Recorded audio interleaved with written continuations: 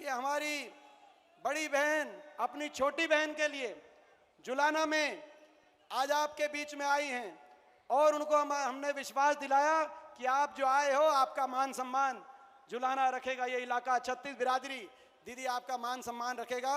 मैं 2 नारों के साथ आपको आमंत्रित करता हूं कि आप आएं और लोगों के जुलाना के हमारी 36 बिरादरी की सरदारी के सामने प्रियंका गांधी, राहुल गांधी, मल्लिकार्जुन खड़गे, कांग्रेस पार्टी, प्रियंका दीदी। बहनों और भाइयों, सबसे पहले तो आपका इस सभा में बहुत बहुत स्वागत। आप काफ़ी समय से इंतज़ार कर रहे हैं। श्री दीपेंद्र हुड्डा जी, मेरी छोटी बहन विनेश, श्री सतपाल ब्रह्मचारी जी, श्रीमती कृष्णा पूनिया जी, श्री राजा बरार जी जो पंजाब से आए हैं, मंच पर आसीन सभी वरिष्ठ नेतागण, सभी पदाधिकारी। मैं जानती हूं कि इस सीट से कई उम्मीदवार भी थे कांग्रेस पार्टी के, उनको भी मैं आश्वासन देना चाहती हूं कि आपकी भी पहचान होगी, सरकार बनेगी तो आप मदद कर रहे हैं, इसमें बहुत खुशी है हमारी। सबका इस मंच पर बहुत बहुत स्वागत। ये आपका हरियाणा प्रदेश किसानों, जवानों, पहलवानों का प्रदेश है। यहाँ आकर बहुत खुशी होती है, बहुत गर्व महसूस होता है। दिल्ली तो पास में ही है, आना जाना काफ़ी हो जाता है। मेरे बच्चे गुड़गांव में पढ़े, मेरा अपना भी अनुभव है आपके प्रदेश का। मेरी बहनें बैठी हैं। कुछ सालों पहले, लगभग 8 साल पहले, मेरी बेटी शायद 15-16 साल की थी, तब वो हरियाणा प्रदेश के लिए बास्केटबॉल खेली। तो वो भी खेल कूद में तेज है। जब उसको यहाँ आना था एक कैंप के लिए, सर्दी का समय था, मैं भेजना चाह रही थी कि जाए, बाकी बच्चों के साथ अच्छी तरह से खेले, सीखे। तो मैंने कहा मैं छोड़ आती हूँ। मैं यहाँ आई, सोनेपत के पास एक जगह थी जहाँ पे स्कूल में एक कैंप था, कोचिंग का कैंप था। तो सुबह छोड़ना था और शाम को बेटी को घर ले जाना था। तो मैंने सोचा अगर मैं कैंप में जाऊंगी तो सबको पता चलेगा कि ये किसकी बेटी है। तो मैंने सोचा कि इससे अच्छा मैं थोड़ा दूर उसको छोड़ देती हूँ और वो चली जाएगी और शाम को मैं आके ले लूँगी, तो किसी को पता नहीं चलेगा कि मेरी बेटी है, सब की तरह समान तरह से उसके साथ व्यवहार होगा। तो मैंने बेटी को छोड़ दिया सुबह पाठशाला में। यहाँ सोनेपत के पास एक सरकारी पाठशाला थी शायद, और मैंने सुरक्षा कर्मियों को कहा कि अपनी गाड़ी हम किसी खेत के पास लगा देते हैं, गाड़ी में रुक जाएंगे पूरे दिन।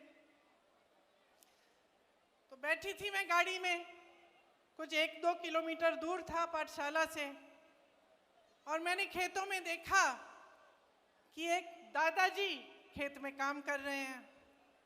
तो मैंने सुरक्षा कर्मियों को कहा आप यहीं ठहरो, मैं जाके ज़रा बात करती हूँ। मैं चली गई खेत में उनसे बात करने के लिए। उन्होंने मुझे पहचाना नहीं, सुरक्षा कर्मी दूर थे।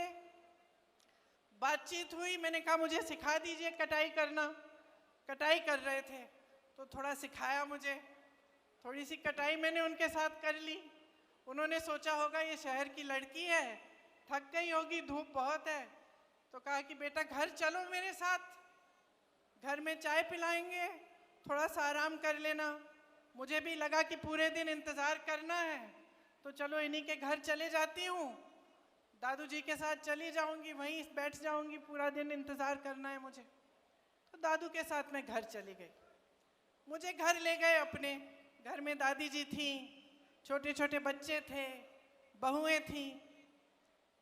मुझे खाना खिलाया, पराठे बनाए, चाय पिलाई, सारी बातें बताई कि कौन कहाँ पढ़ता है, कौन किसकी नौकरी कहाँ है, सारी चीज़ें मुझे एकदम अपना लिया। मतलब अभी अभी मिले थे, मुझे जानते नहीं थे, अपने परिवार समान घर ले गए, अपनाया। मुझे भी बहुत अच्छा लगा, खूब बातें हुई कि किस तरह से क्या करते हैं, क्या होता है, अपना जीवन कैसे गुजारते हैं।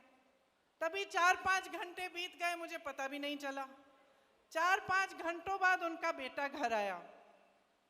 अब इत्तेफाक से उनके बेटे ने रायबरेली में काम किया था, तो मुझे देखते ही पहचान लिया और कहा कि आप तो प्रियंका हैं।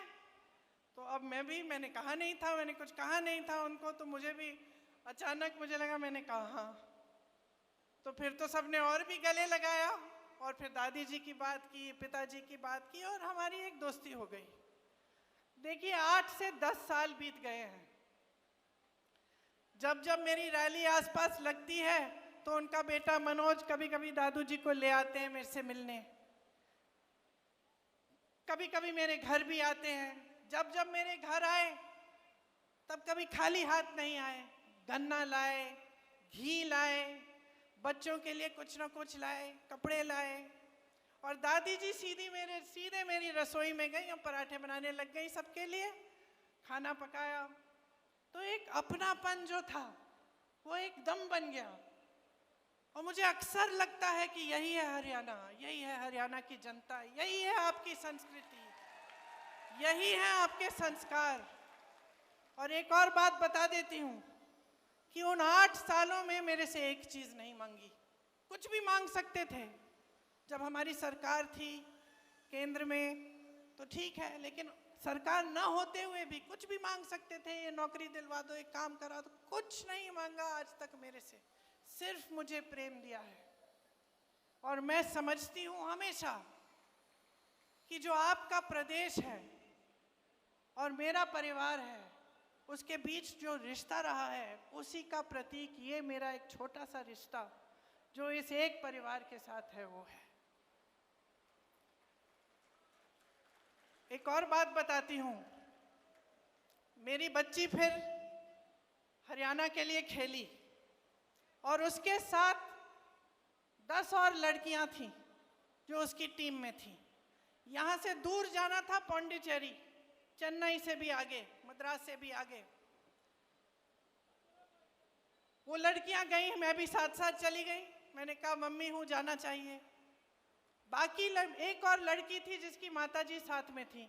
बाकी सारी जो लड़कियां थी गांव की लड़कियां थी, खूब मेहनत करके आगे बढ़ी थी। उनके माता पिता नहीं आए उनके साथ।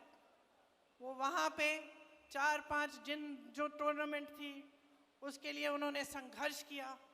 बहुत गर्मी थी उस समय, मेरे ख्याल से 44-45 डिग्री की गर्मी थी।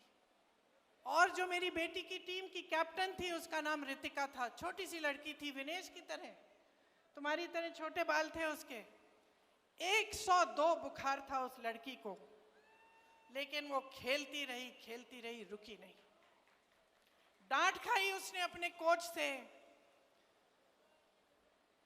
टीम को जिताने के लिए उसने इतना परिश्रम किया। मेरी बेटी घर आके मुझे कहती है, माँ 102 बुखार था उसको, अगर मुझे बुखार होता तो तुम घर ले आती, बोलती कि ले जाओ अभी नहीं खेलना है। वो अकेली थी, वो लड़ी, संघर्ष किया उसने। हमारी पूरी टीम उसके साथ खड़ी थी, लेकिन वो अकेली लड़की 102 बुखार लेकर वो खेलती रही, वो रुकी नहीं। तो मैं समझती हूँ कि हर लड़की, हरियाणा की हर लड़की के दिल में ये आग है। हर बेटी ने संघर्ष किया है अपने अपने तरह से। आप सब बड़ा करते हो, पालते हो, पोसते हो, किसी कैंप में भेजते हो, स्पोर्ट्स के लिए भेजते हो, आगे बढ़ाने के लिए आप संघर्ष करते हो, भरोसे के साथ भेजते हो। मैंने भी जब जब अपने बच्चों को भेजा है, चाहे स्कूल में, पाठशाला में, कोचिंग कैंप में, तो कुछ भरोसा होता है अध्यापकों पे, कोच पे, आगे जो संस्था है उस पे भरोसा होता है कि चलो हम भेज रहे हैं अपने बच्चों को, आप कम से कम हमारे बच्चों की हिफाजत कर लोगे। बच्चा भी देश के लिए, प्रदेश के लिए लड़ रहा है, संघर्ष कर रहा है, खेल रहा है। पूरे देश को गर्व होगा अगर जीतेगा, तो उसकी हिफाजत करिए। यही उम्मीद रखते हैं माँ बाप, है ना? माताएं बैठी हैं बहुत, यही उम्मीद रखती हैं आप। विनेश के साथ भी ऐसा ही हुआ कि उसके माँ बाप ने भी पूरे भरोसे के साथ उसको भेजा, संघर्ष किया, लड़ी, ओलंपिक्स तक पहुंच गई और उसका संघर्ष का फल भी उसे मिला, मेडल मिला। पूरे देश को गर्व महसूस हुआ, पूरा देश खुश हुआ। सबने कहा हमारी बेटी है। जीत के समय आई, प्रधानमंत्री जी ने घर बुलाया, चाय पिलाई, फोटो खिंचवाई। भाजपा के तमाम नेता, सारे जितने भी भाजपा के लोग थे, सबने कहा कि देखो मोदी जी हैं तभी मेडल जीत रहा है भारत। पूरी मीडिया ने भी कहा, सब खुश थे, सबको गर्व था। हम लोगों ने देखा नहीं, कोई फर्क नहीं पड़ता कौन सी पार्टी नहीं है, हमारे देश के लिए कोई मेडल लाया है। और इतना संघर्ष करके हमारी लड़कियां, हमारी बहनें गई हैं, हम सबको गर्व महसूस हुआ। लेकिन फिर क्या हुआ? वो भरोसा तोड़ा गया। वो भरोसा जिसके साथ विनेश के माँ बाप ने उसको भेजा होगा, वो भरोसा जो विनेश के दिल में था अपनी सरकार के प्रति, अपने ओलंपिक्स के एसोसिएशन के प्रति, जिसके साथ वो इतनी दूर किसी और देश में जा रही थी अकेले, वो भरोसा टूटा। और क्यों टूटा? क्योंकि विनेश और उसके साथियों के साथ अन्याय किया गया। और जब विनेश ने अन्याय देखा तो खड़ी हो गई।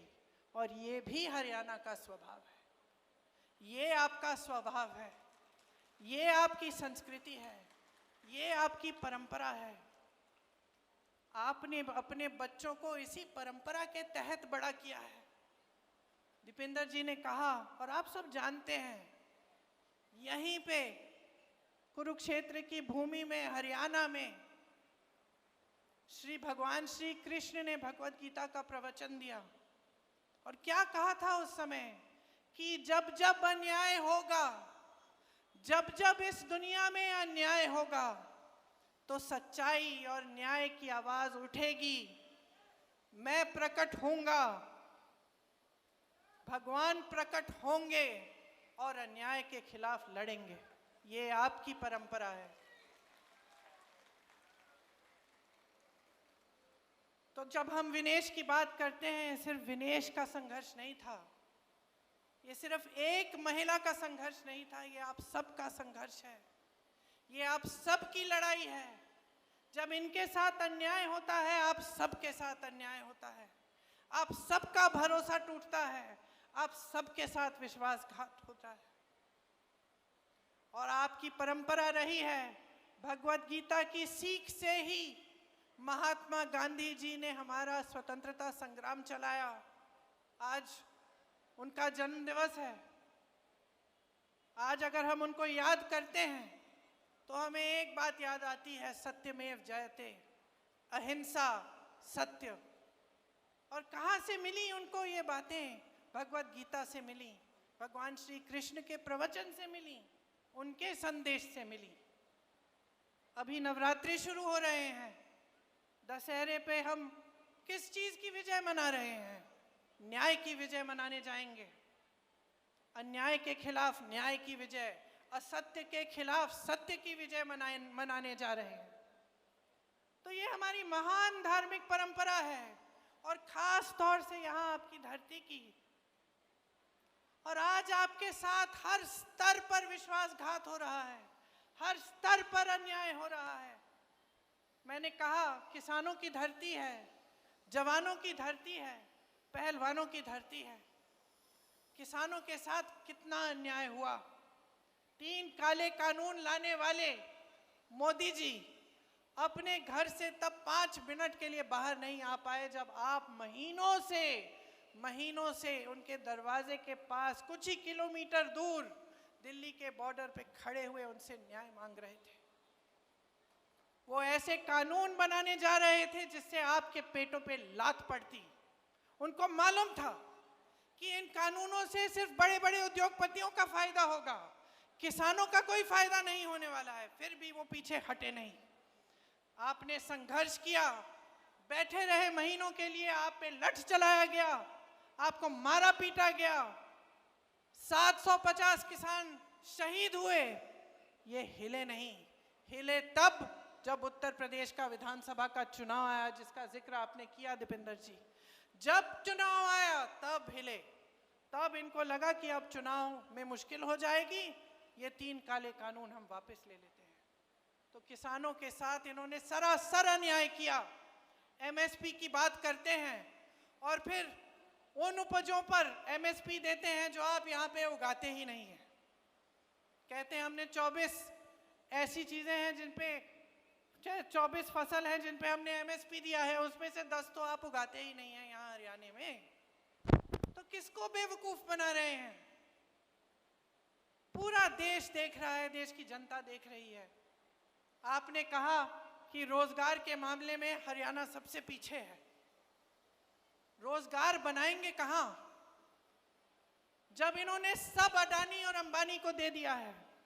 सारी चीजें जो हैं, सारी जमीन, सारे उद्योग, सारे बंदरगाह, सारे हवाई अड्डे, सब कुछ बड़े बड़े उद्योगपतियों को दे दिया है। तो रोजगार बनेंगे कहाँ से? जो आपके छोटे मोटे बिजनेस होते थे, जहां से रोजगार बनते थे, जो खेती किसानी थी, वहां से आज रोजगार नहीं बन सकते हैं। तो ये रोजगार देने का काम कर ही नहीं सकते, क्योंकि इनकी नीतियां ही इसके खिलाफ हैं, आपके खिलाफ हैं। इसीलिए अग्निवीर जैसी स्कीमें निकालते हैं, जिससे आप अपने बच्चों को, जब नौजवानों को आप सरहद पे भेजते हैं देश के लिए शहीद होने के लिए, और उनको बताया जाता है कि अगर तुम शहीद हो जाओगे तो तुम्हारे माँ बाप को पेंशन नहीं मिलेगा। बताया जाता है कि जाओ 4 सालों के लिए सेना में भर्ती हो जाओ और 4 साल बाद वापस आ जाओ, फिर से बेरोजगार बनो और फिर से नौकरी ढूंढने निकलो। ये दिया है आपको मोदी जी ने। आपको ये एक फैमिली आईडी दे दी, पहचान पत्र जिसमें परिवार के हर सदस्य का नाम, हर सदस्य की आमदनी चाहिए इनको। मैं मिली थी कुछ लोगों से भैया के साथ 2 दिन पहले। वो बता रहे थे कि जब से ये आईडी आया है तब से मुसीबत ही मुसीबत है। सबकी आमदनी जोड़ दी है और कईयों की आमदनी नहीं है, वो उसमें झूठी आमदनी डाल के जोड़ दी और फिर कह दिया कि ना तुम्हारा बच्चा सरकारी स्कूल में पढ़ सकता है क्योंकि तुम्हारी तो आमदनी बहुत है, या कह दिया कि जो किसान को सुविधाएं मिलती हैं वो तुम्हें मिलेंगी नहीं क्योंकि तुम्हारी आमदनी बहुत है।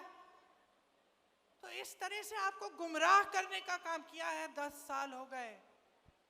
10 सालों से सिर्फ और सिर्फ आप अन्याय, बुजुर्गों को, दिव्यांगों को विधवा पेंशन 6,000 रुपए महीना हम दे रहे हैं।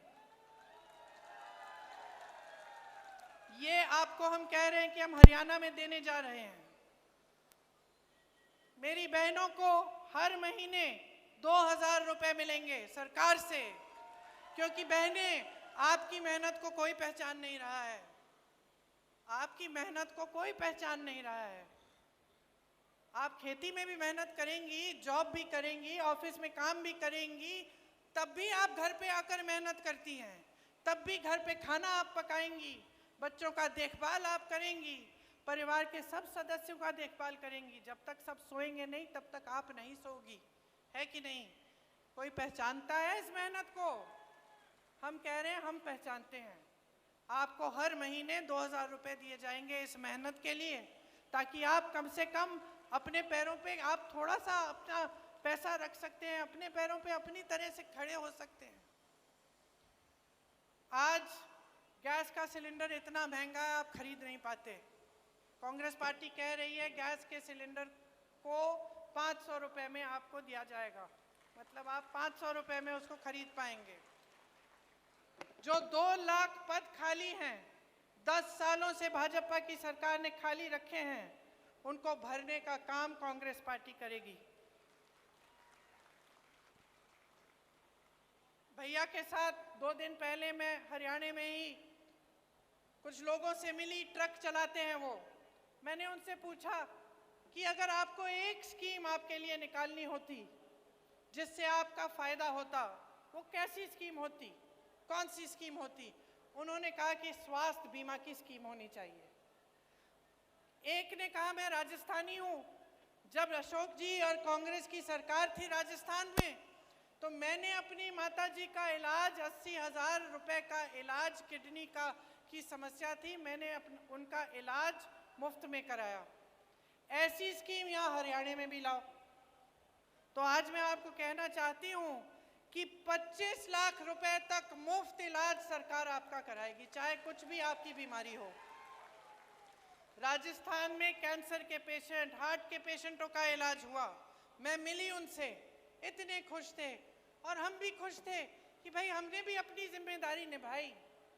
ये जो सारा पैसा आपसे लूटा जाता है दिन रात, जो भाजपा की सरकार, मोदी जी की सरकार, अडानी अंबानी जी की सरकार जो आपसे रोज लूट रही है, ये पैसा वापस आपकी जेब में आना चाहिए, वापस आपको मिलना चाहिए। कैसे? इन्हीं स्कीमों के द्वारा। ये 25 लाख का मुफ्त इलाज, ये बीमा, ये जो 2-2 हज़ार रुपए महिलाओं को मिलेंगे, जो बुजुर्गों और दिव्यांगों को और विधवाओं को 6,000 रुपए का पेंशन मिलेगा, जो शिक्षा और स्वास्थ्य की सुविधाएं मुफ्त में मिलेंगी हरियाणा में अगर कांग्रेस पार्टी आएगी, 300 यूनिट बिजली मुफ्त में मिलेगी,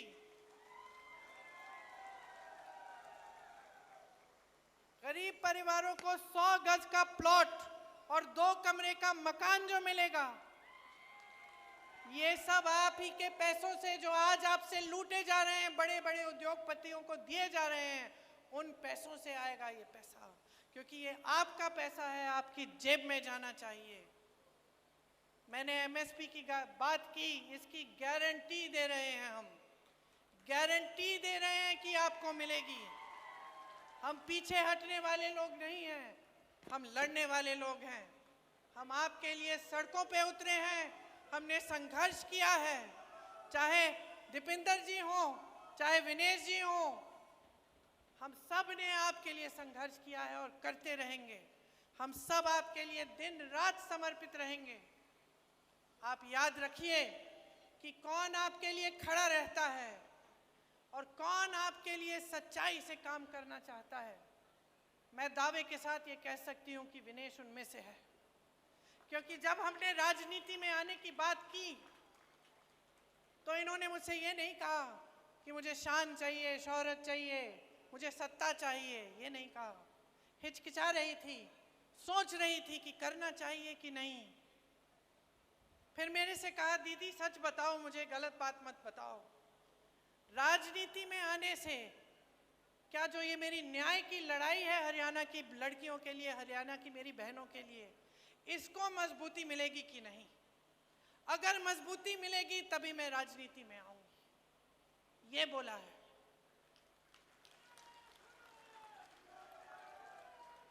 मैंने बोला विनेश मिलेगी, मजबूती मिलेगी, तुम्हें मिलेगी, तुम्हारी बहनों को मिलेगी, हरियाणा की एक एक लड़की को मिलेगी। और मैं अपनी बहनों से कहना चाहती हूँ, माताओं से कहना चाहती हूँ, हरियाणा की एक एक नौजवान लड़की से कहना चाहती हूँ, खड़े हो जाओ विनेश के साथ, खड़े हो जाओ इनके साथ। हिम्मत है इस लड़की में। इसने कहा कि ये टूट गई थी, लेकिन मैं जानती हूँ ये टूटी नहीं, ये टूटी नहीं। इसको लग रहा था कि टूट जाएगी, लेकिन तब भी खड़ी हुई, ओलंपिक्स में गई, हराया, जापानी गोल्ड मेडलिस्ट को हराया। मैं और मेरी बेटी टीवी पे देख रहे थे, कूदने लग गए हम दोनों कि देखो हमारे देश के लिए क्या किया है, देखो इसके साथ कितना अन्याय हुआ। मोदी जी की पुलिस ने इसके बाल खींचे, इसको घसीटा, सड़क पे मारा, पीटा, लेकिन देखो तब भी झुकी नहीं, पीछे हटी नहीं, लड़ती रही, टूटी नहीं। ओलंपिक्स में गई और लड़ी हमारे लिए, और पूरा देश आज विनेश के साथ है, क्योंकि ये देश ही ऐसा देश है। इस देश का स्वभाव है कि ये देश सच्चाई को पहचानता है, सत्य को पहचानता है, न्याय चाहता है और हमेशा यही लड़ाई इस देश के वासियों ने लड़ी है। तो आज इस चुनाव में मैं सिर्फ ये कहने आई हूं, अपनी लड़ाई लड़ो, हम सब साथ में लड़ेंगे। एक नई सरकार लाओ, भाजपा के एक एक नेता को दिखाओ कि ये असत्य, ये लूट, ये भ्रष्टाचार, ये सब नहीं चलेगा। आपको एक सरकार चाहिए जो आपके लिए दिन रात काम करके दिखाए। यही आपका संवैधानिक अधिकार है। इसीलिए महात्मा गांधी जी लड़े, शास्त्री जी लड़े, इसीलिए आज भी कांग्रेस पार्टी लड़ रही है। अगर मेरे भाई राहुल गांधी के साथ अन्याय नहीं होता, अगर उसने संघर्ष नहीं किया होता, अगर मेरे पिता की लाश वो घर नहीं लाता, तब उसमें ये हिम्मत नहीं होती कि वो 8000 किलोमीटर इस देश की एकता के लिए चलता। अगर विनेश के साथ अन्याय नहीं होता, तब शायद उसमें इतनी हिम्मत नहीं होती जितनी आज है।